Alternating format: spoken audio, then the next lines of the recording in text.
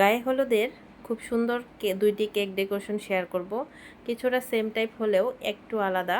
আর এই কেকগুলো দেখতে কিন্তু মাশাল্লাহ অনেক সুন্দর। আসসালামু আলাইকুম। গায়ে হলুদের এই কেক দুটি দেখতে পাচ্ছেন। রিসেন্টলি এই কেক দুটি আমি ডেলিভারি দিয়েছিলাম দুটি আলাদা আলাদা কাস্টমারের জন্য। আর এই কেকগুলোর ডেকোরেশনটা আসলে এমনিতেই সুন্দর লাগছিল, বিশেষ করে যে ফুল দিয়ে স্টেজটা সাজানো হয়েছে সেটার জন্য এই কেকের একটু ভিন্নতা এসেছে। আর দেখতেও মাসাল্লাহ অনেক সুন্দর হয়েছে। যাই হোক, এই কেকটা আমি যেটা তৈরি করছিলাম, এই কেকটার রেফারেন্স পিকচার আমাকে কাস্টমার আপু দিয়েছিলেন অন্য আরেকটা পেজ থেকে। আর সেই কাস্টমারের রেফারেন্স পিকচার অনুযায়ী আমি এই কেকটা তৈরি করছিলাম। আর কিছুটা আমার মন মতো করে দিতে বলেছিলেন, সেই অনুযায়ী আমি কাজটা করছিলাম। এখানে দুইটা কেক দেখতে পেয়েছিলেন যে দুইটা কেকই কিন্তু ভ্যানিলা ফ্লেভারের ছিল। একটা এই এখন যে কেকটা দেখতে পাচ্ছেন এটা কিছুদিন আগে আমি ডেলিভারি দিয়েছি, আর আরেকটা কেক আজকেই আমি ডেলিভারি দিয়েছিলাম। দুইটা কেকের কাস্টমার আপুই কিন্তু অনেক বেশি নমনীয় আর সুন্দর ব্যবহারের, কারণ ওদের কথা শুনে বুঝতে পেরেছিলাম। কারণ ওনারা খালি জাস্ট বলেছিল যে কেকটা যেন সুন্দর হয়, আপনি আপনার মন মতো করে দিয়েন। এই কথা যখন বলে তখন কাস্টমারের জিনিসগুলো মনে হয় যে আরও সুন্দর করে করে দেওয়ার ট্রাই করি। আর মনে হয় যে যতটা সুন্দর সম্ভব ফুটিয়ে তোলা যায় সেটাই করার চেষ্টা করি।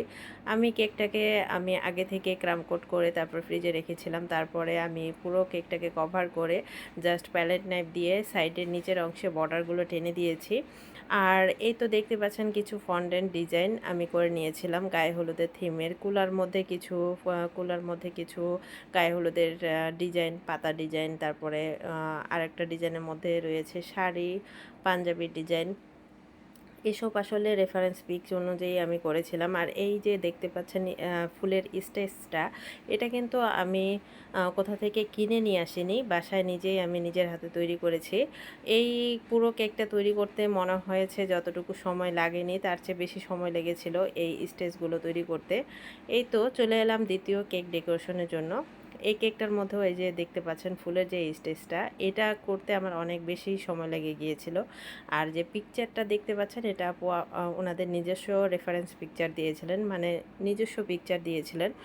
আর এই পিকচারটাকে আমি প্রিন্টেড করে নিয়ে এসেছিলাম যেন স্টেজের পাশে দিতে পারি। দেখতে সুন্দর লাগছিল মাসাল্লাহ। ওনারা দুইজনেই ডক্টর।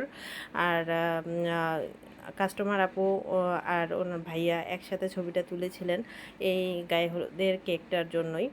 আর সেই অনুযায়ী কেকটাকে আমি ডেকোরেশন করলাম। সেম টাইপের ছিল, জাস্ট একটু কালারটা চেঞ্জ করেছিলাম, কিছুটা ফন্টেন্টের ডিজাইনটাও একটু চেঞ্জ ছিল।